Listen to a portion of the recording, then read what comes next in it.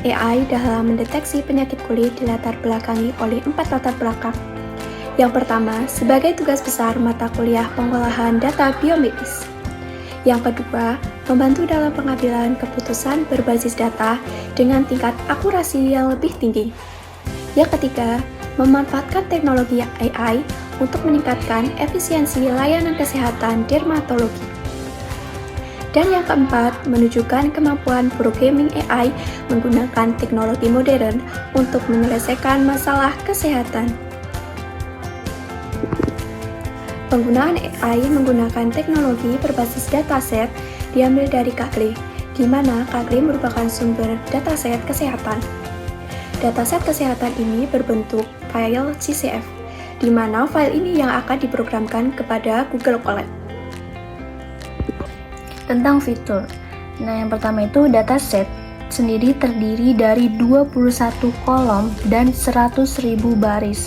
Lalu memiliki fitur dataset yang terdiri dari 20 kolom yang berisi tentang genetik, environment, lifestyle choice, hormonal change, stress level, immune system health, personal hygiene, occupation, medication, infection, allergies, cosmetic, skincare, produk, dan lain sebagainya.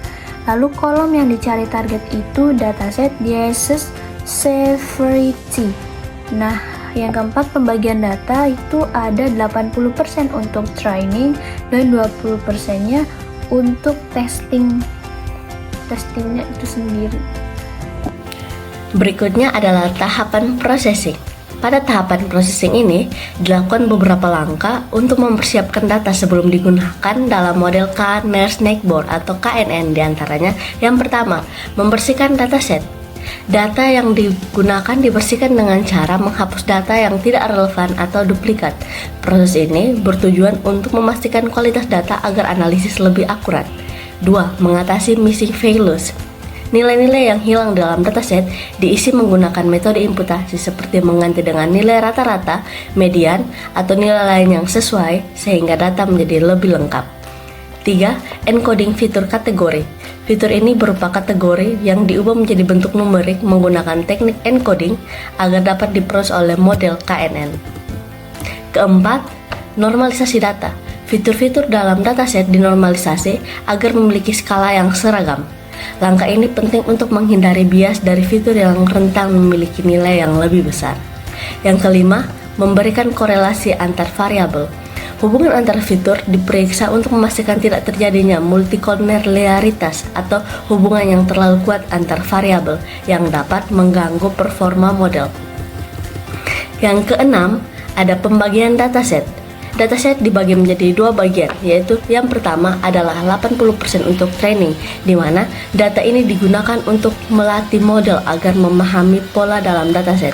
Yang kedua, 20% untuk testing, di mana data ini digunakan untuk menguji performa model terhadap data baru yang belum dipelajari. Baik, di sini saya akan menjelaskan tentang Kernel Snakeboard atau biasa disingkat menjadi KNN. Yang pertama itu ada AI digunakan untuk mengklasifikasi tingkat keparahan penyakit kulit berdasarkan fitur yang ada. Lalu yang kedua, algoritma yang digunakan adalah Kernel Snakeboard. Ketiga, KNN bekerja dengan membandingkan data baru dengan data yang ada berdasarkan jarak. Nah, misalnya equidistance distance. Lalu yang keempat, memilih jumlah K yang optimal untuk meningkatkan akurasi model. Yang kelima, KNN dapat menangani target numerik dan kategorikal dengan baik. Lalu yang keenam, model mengevaluasi akurasi menggunakan confusion matrix seperti yang ada pada poster. Lalu yang ketujuh, menggunakan matrix seperti precision, recall, dan L1 core untuk mengevaluasi performa. Jadi seperti itu. Sehingga berdasarkan keseluruhan, kesimpulan yang dapat diambil. Yang pertama, akurasi trading sebesar 51,8% menunjukkan bahwa model cukup mampu untuk mengenali pola dalam data training meskipun hasilnya masih rendah. Yang kedua, akurasi testing hanya 20,4% yang jauh lebih rendah dibandingkan akurasi training, menunjukkan bahwa model mengalami overfitting. Overfitting terjadi karena model terlalu fokus pada data training sehingga tidak mampu bekerja dengan baik pada data baru.